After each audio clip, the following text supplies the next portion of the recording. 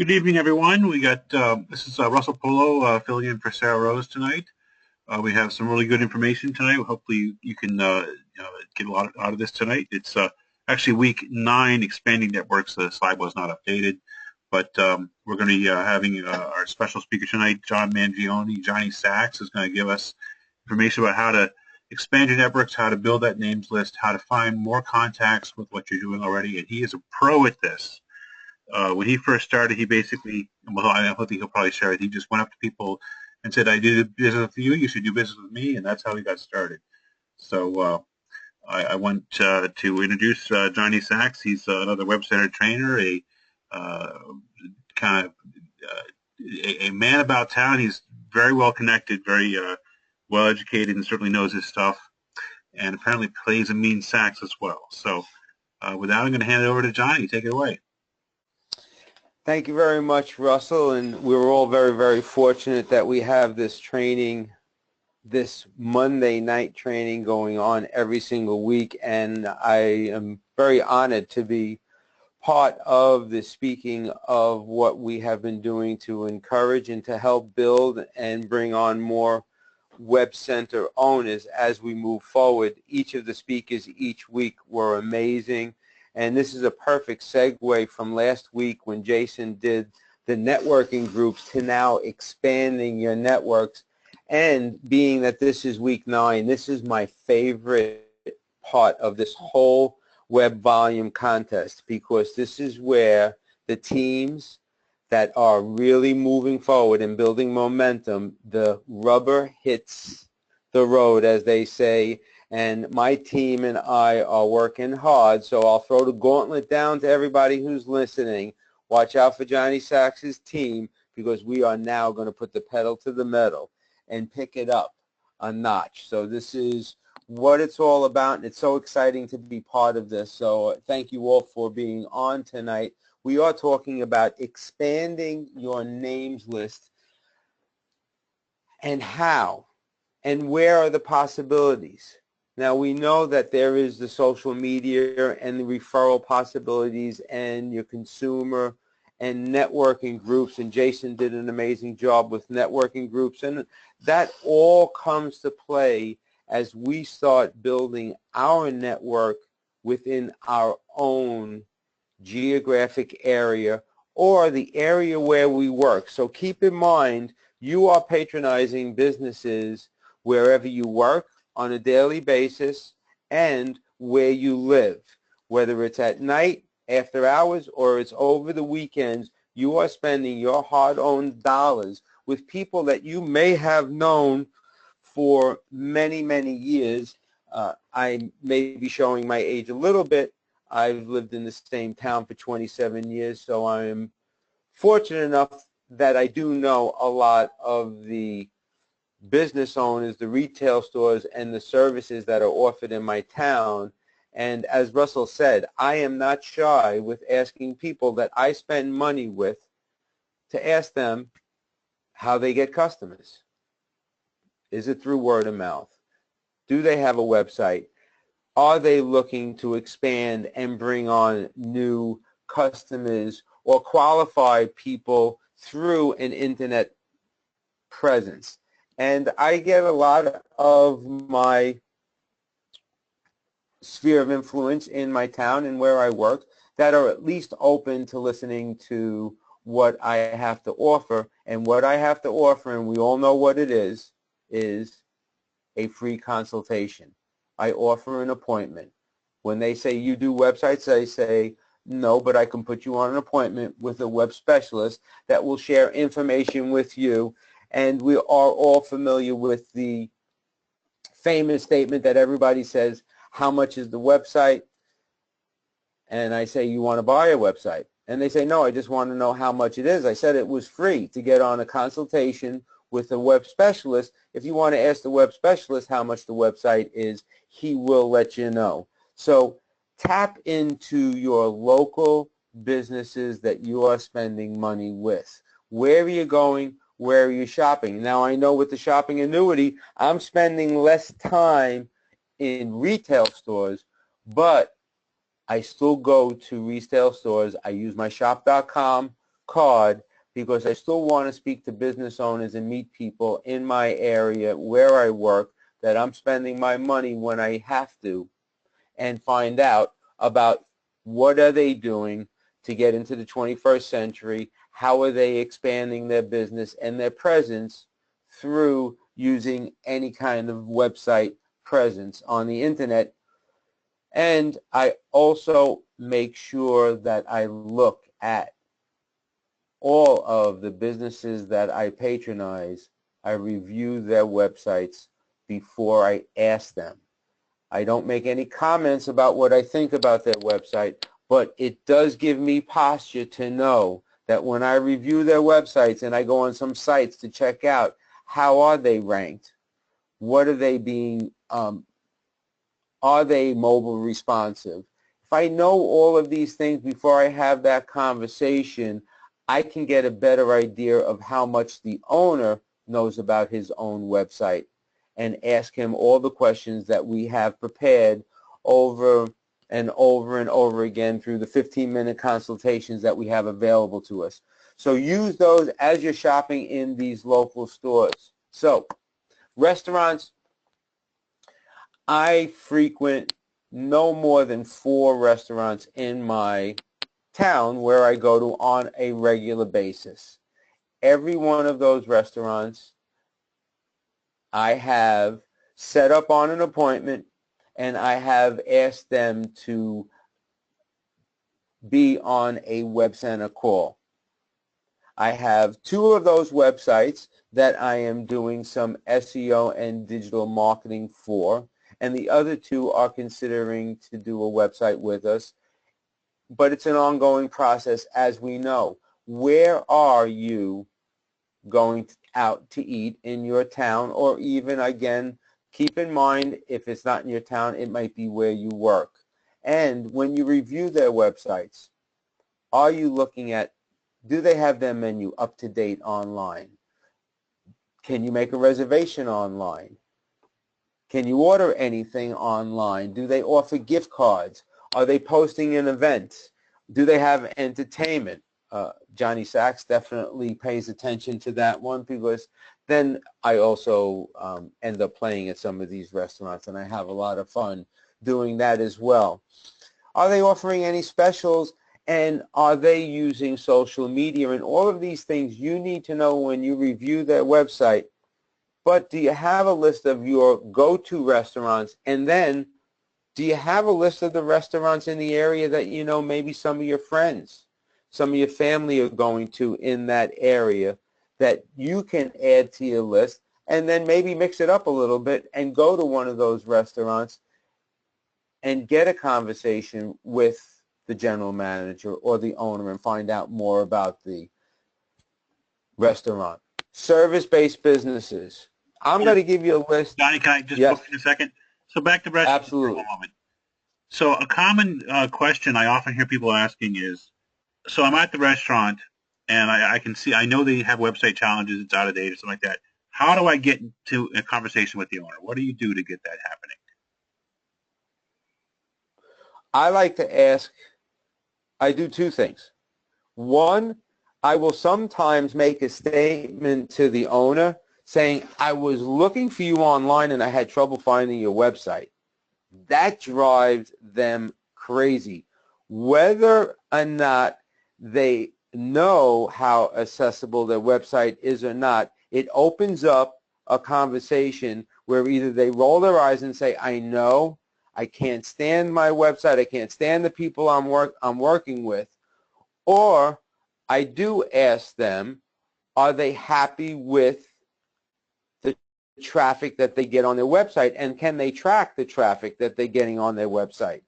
And both of those questions generally get a conversation where now I can continue to ask more questions, and they can at least let me know how comfortable they are with their website and what they are doing. If they, from that conversation, I can find out if they have a budget. I can find out if they pay attention to their website. Russell, you have any go-to questions that you like to ask? Well, I mean, pretty much it's in that area. it's about, finding where the challenges are. I'm trying to get a conversation going. If I'm not talking to the owner, I got to figure out who it is. And so I might ask the wait staff, is the owner here, or when would be a good time to catch him, and get that conversation going. And if I'm someplace I go to a lot, I'm generally going to know who the owner is because I'm going to see them. They're Correct. going to be come around asking how the meal is, and you build that relationship and you start the conversation on simple stuff, really simple stuff like, I see you sponsored the little league team. How'd that go this season? Or stuff that they're going to want to talk about. It's not business related, so it's not weird. And you got to get that connection going. Then you can ask the questions about, I was trying to find the website, and then you have a good connection with them. To share, my first website sale was to a restaurant that I go to in my father's town, that I take my father to every time I visit him. That's our go-to place. It's Mario's Pizzeria. I just started my web center business, and we're sitting in that restaurant, and I turned to the waiter and I said, "Do you guys have a website?" And he said, "We do, but we hate it." And I said, "Really?" He said, "Yeah, I've been trying to tell my father to talk to somebody about websites." He says, "Why do you ask?" I said, "Well, I'm familiar with websites, and I have a business that helps promote businesses on the internet." He said, "Let me go get my father right now." He walked and got his father. It was the first time I met the owner. The son knew me because I would frequent the restaurant all the time. The father came out, set him up on my first website call. This doesn't happen on a regular basis. Russell can attest to this. But it But does my first, happen. It does it, happen. well, that's the point that Russell's making. Simple conversations, even with a waiter or a waitress. Who knew that I was talking to the son of the owner?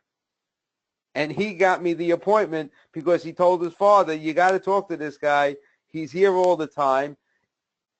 And he just assumed I knew what I was talking about, or I had a connection, because I was a familiar face in the restaurant. So I think the point that Russell and I are both making here is you have to talk to people, ask questions that will lead you to the decision makers that will potentially lead to an appointment that may lead to a web sale. So that one was something that worked out fairly well for me. I've had many no's in between, but you all know the sales adage: the more no's you get, the closer you come to the next yes. So without no's, we wouldn't have yeses. So service-based businesses. Write down these businesses. I think are the low-hanging fruit.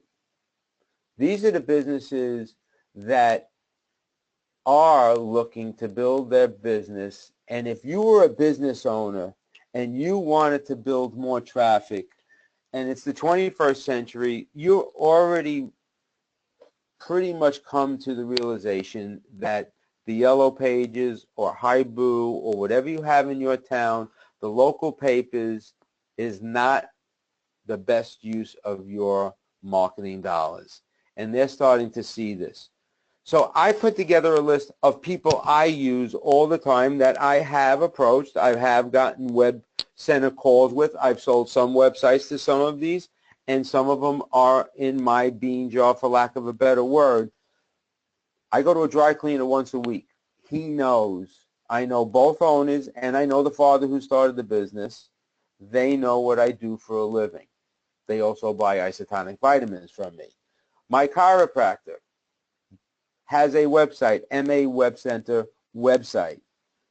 Do you have a yoga studio in your area? Do you have physical therapy in your area?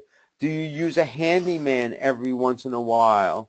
Do you have a contractor that maybe just did some work around your house? Interior designers. Your local hair salon. You got a triple whammy with a hair salon with the potential of doing a website, bringing in our isotonics, Beauty Within, and also introducing, if you have any motives specialists or any motives pros on your team, you can make a referral and potentially build your business 3 different ways. I have a built-in pool. I have a pool service. I am now looking into their website. My cesspool just backed up. The cesspool guy was here today. Guess what I asked him? Do you have a website? We're starting a conversation. Did you speak to your landscaper? These are people you're spending money with, and I'm sure I'm not even scratching the surface with all of the businesses that you put your hand in your pocket and you take out your hard-earned dollars and you're giving to somebody else.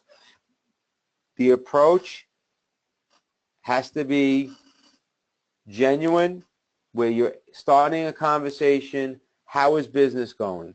How do you get business? Do you have a budget for SEO? They might say, what's SEO? Search engine optimizing, where you optimize your website where people can find you better.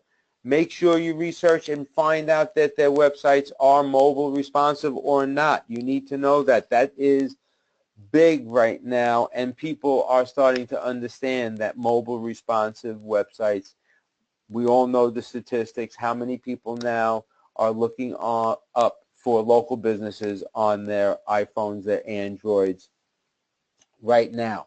So if you're a business owner, what are the things, what are the resources that your current customers are looking for in your business? You should know these things, and you should know what your businesses that you're patronizing are thinking of. Do customers give testimonials? Are they on your website? Do you have any descriptions? Because all of you know on this phone call that Google, the spiders and the crawlers are looking for pertinent content that has to do with the services of that business that tie into and keep people engaged and on their pages longer. Frequently asked questions.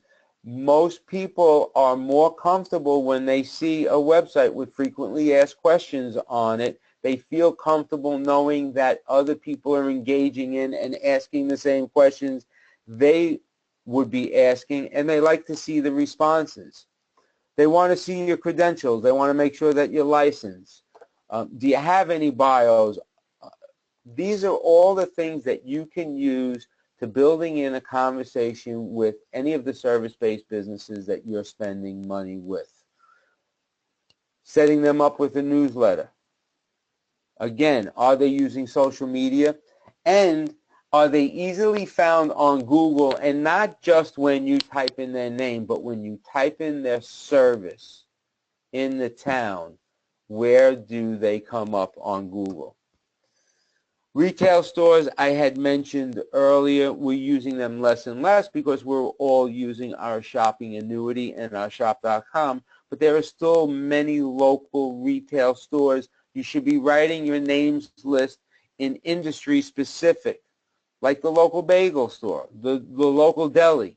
Do you have any manufacturing in your area? You might not be using any manufacturing, but that's an area where you can research websites, because manufacturers who are in industrial areas are a great potential website client because they rely on their presence on the internet.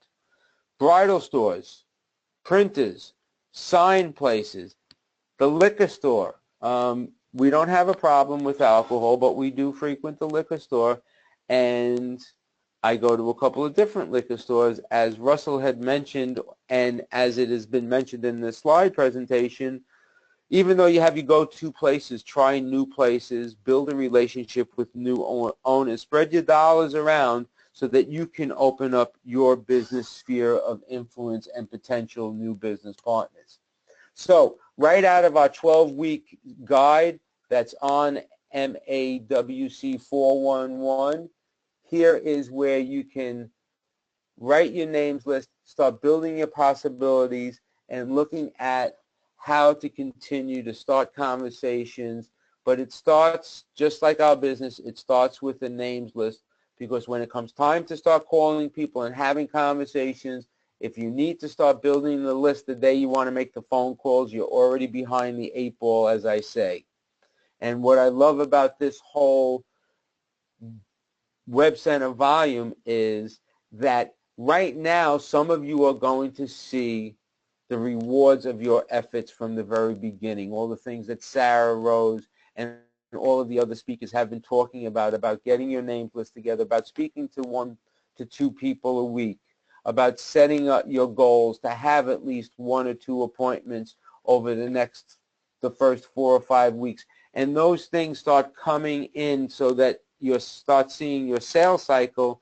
And now this is when you should start seeing all of your efforts from the beginning of our web volume contest start coming into play. And that is now. So some of the things, and I do want to tie one thing in that has to do with networking. So all of these local businesses that we can tap into, that we patronize, a majority of them belong to the Chamber of Commerce in their town. For those of you who have never been to a local Chamber of Commerce meeting, they could be a breakfast meeting, there could be an afternoon meeting, and they have plenty of mixes at night. I encourage you to look into where you work, the town you work in, and the town you live, and go to a Chamber of Commerce meeting in that town. You'd be surprised how many of the business owners you will meet, and they will be pleasantly surprised to see that you're supporting the Chamber of Commerce, and that is one of the business networking groups that I encourage people to get involved with in their town to continue to build their possibilities list. So one exercise I'd ask you all to do is research the Chamber of Commerce in your town and where you work, and it's not uncommon to go outside your neighboring towns and visit those Chamber of Commerces. Everyone is encouraged, everyone is entitled to visit any Chamber of Commerce in any town, whether you live in that town or you have a business in that town. So build your prospect contacts, build your prospect type, make sure that you understand their business, you do some research, look up their website, and start a conversation with any of the employees that will lead you to the business owners if you don't already know them. So Russell, I'd like you to close it out, add a couple of points that you think that I may have missed, or you think that you could just elaborate on. Well, there's a lot of great stuff there. I really appreciate everything you got. You certainly know what you're doing. Um, I've had, it's amazing how many times I ask somebody how the website is, and I may have seen it and think it looks okay, and they tell me how terrible it is.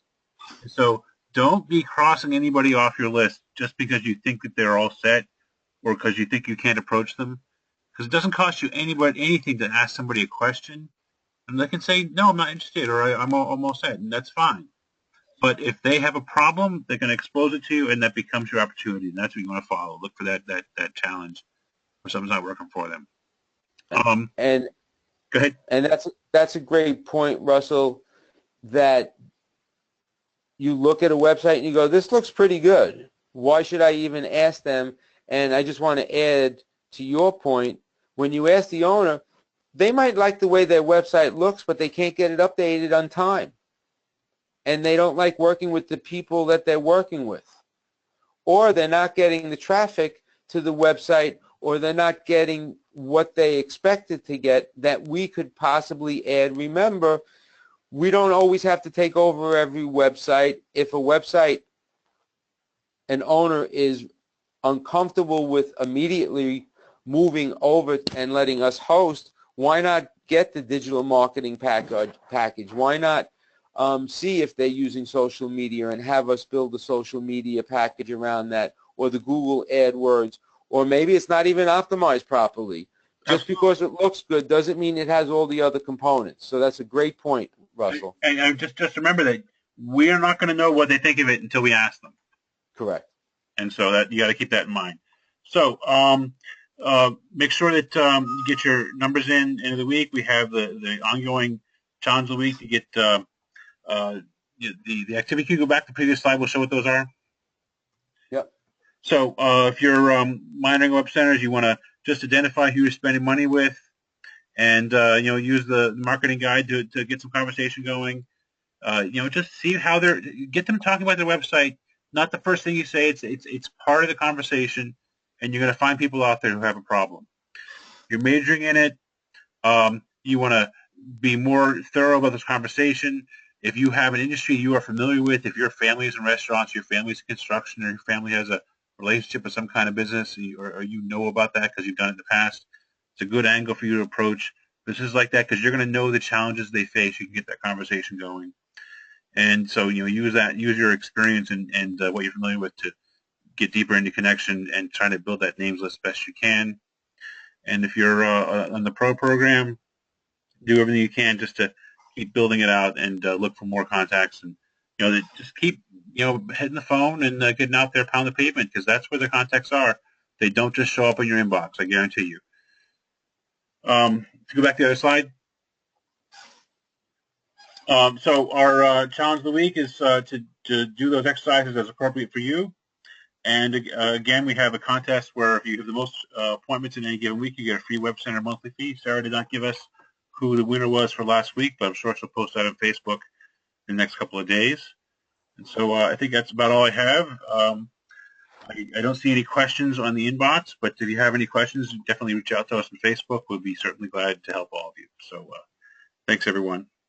Yep. Thank you, everyone, and keep on plugging along. This is where the next 4 weeks, the tough get going. Absolutely. So get tough, guys. See you at the top. Yep. Thanks, guys. Thank you, Russell. You're very welcome.